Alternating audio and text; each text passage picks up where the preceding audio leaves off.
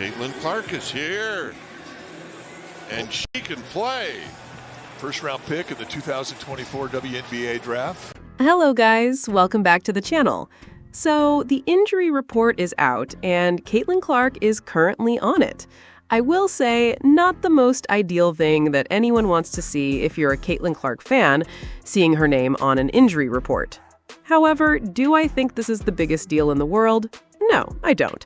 Do I think Caitlin Clark is going to play? Yeah, I genuinely do.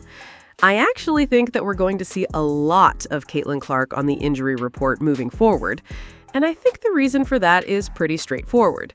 Teams around the league, especially in a situation like this, tend to be extremely cautious with how they manage star players. And when you have someone like Caitlin Clark, who carries both a massive on-court workload and an even bigger off-court spotlight, everything becomes magnified.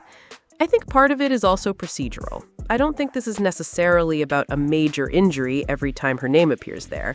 I think it's more about managing availability status in a way that protects the team from fines or misclassification. Because Caitlin Clark's back situation is one of those things where, depending on how she wakes up, how she responds to contact, or how she feels after practice, her designation can shift from day to day. So you may see her listed more often than fans are used to, but that doesn't automatically mean something is wrong in a serious sense. Realistically, I think she probably plays most games. You're talking about a 44-game season. If she plays around 37 games, that's actually a strong outcome in today's load-managed era. If you're the Indiana Fever, you're probably looking at that and saying, that's a successful availability rate for our franchise player. 7 missed games over a long season is not unusual when you factor in back management, recovery days, and scheduling density. And it's important to understand this isn't purely physical. Caitlin Clark herself has been very open about the mental side of recovery and performance. Confidence in your body matters just as much as the physical condition itself. When you've had injuries, even minor ones, it can create a lingering hesitation. That split-second hesitation can change how you move, how you land, how you absorb contact. That mental layer is real, and it's something a lot of people outside professional sports underestimate. And I'm not even saying this from theory. Injuries are hard. They are not linear in recovery. As someone who has torn an Achilles, I can say this directly. I tore mine in April 2022, and even now, years later, I don't fully trust it. You reach full physical recovery on paper, but your mind doesn't always update at the same speed. That disconnect is very real in high-level sports performance. Now, Caitlin Clark has dealt with multiple physical issues already in her career, including awkward, contact-based situations that aren't always clean or predictable. Those types of injuries tend to linger mentally even after the physical recovery is done. So what teams often do in these cases is not just treat the injury, but manage the perception of it day by day. That's why you're seeing cautious language, cautious reporting, and careful handling of her status. And honestly, you can't go a week without Caitlin Clark being in the headlines anyway. That's just the reality of her presence in the sport right now. There's constant attention, constant speculation, and every small update gets amplified into a larger conversation. We've seen this pattern before, too. There are stretches where she's listed as probable, then available, then updated again right before tip-off. Fans are starting to get used to what feels like these sudden 1-second emotional spikes where the report changes and everyone reacts instantly. But in most cases, I think what we're going to see is consistent caution. I think the Indiana Fever will likely continue listing her in some capacity on reports, even when she is fully expected to play. Because if there is even a 5 to 10% chance she doesn't suit up, the team is going to be careful with how they communicate it. That's just modern sports management. And honestly, they probably should have taken this approach from the beginning, so now it's hard to criticize it in hindsight. I've said before that she would likely appear on the injury report frequently this season, and that prediction still stands. It's not necessarily about instability, it's about precaution and process. Now, I've seen the reactions, people saying things like, she was at the Giants game looking completely fine. And yeah, that's exactly the point. She is fine in most visible contexts.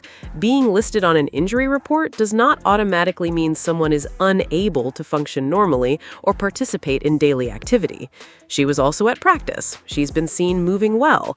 She looks engaged. There's no visible restriction that suggests anything severe. Then you get comments like malicious compliance at best, and I understand why people say that. From a fan perspective, it can feel overly technical or unnecessarily cautious, but from a team and medical standpoint, it's usually just risk management layered on top of league rules and reporting requirements. So what ends up happening is this repetitive cycle: probable, back management, available, practice participation, repeat. That pattern can feel confusing from the outside, but internally it's usually very structured. Even when you look at footage and updates, Caitlin Clark appears to be participating fully.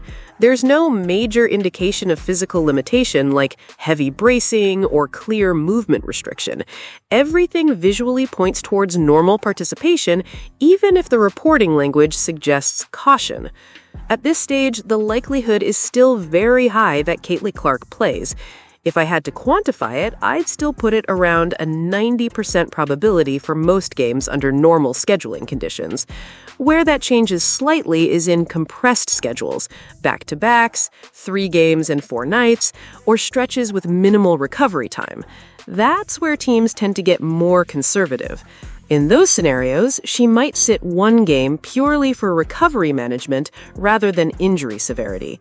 And when you zoom out, that's actually standard practice across professional basketball now. It's not unique to her, but because of her profile, every decision becomes more visible and more debated. Looking ahead, the Indiana Fever have a dense schedule coming up. There are stretches of games packed closely together, followed by short recovery windows.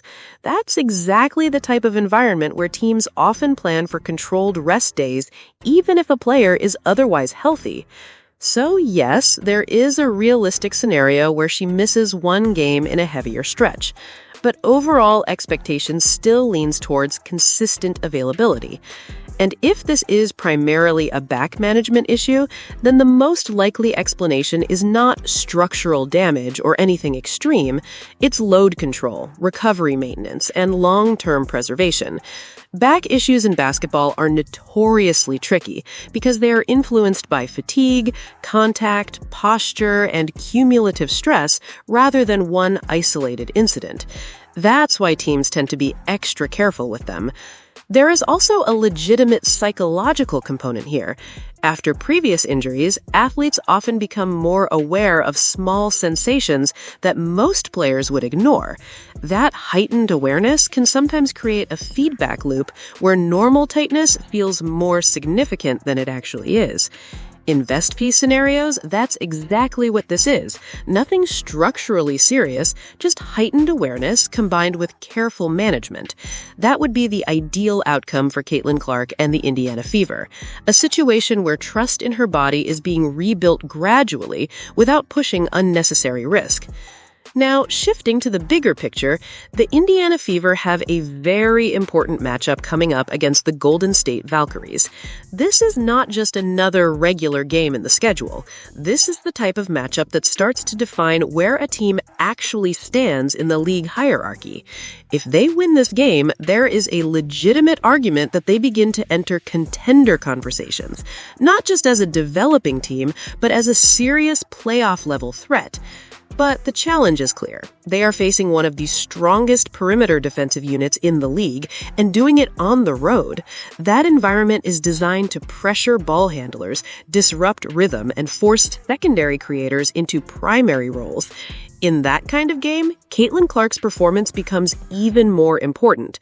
She's allowed to have an off night in theory, every star is, but strategically, if the Indiana Fever want to win this specific matchup, she likely needs to be close to her best version. There are matchups where margin for error is larger, and there are matchups where it is extremely small. This one leans towards the latter.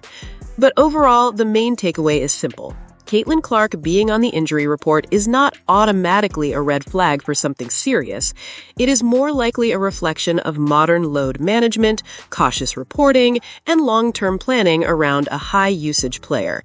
And based on everything visible right now, the expectation still remains that she plays and continues to be a central part of what the Indiana Fever is building. Anyway, that's the breakdown. Tell me what you think. Don't forget, like and subscribe.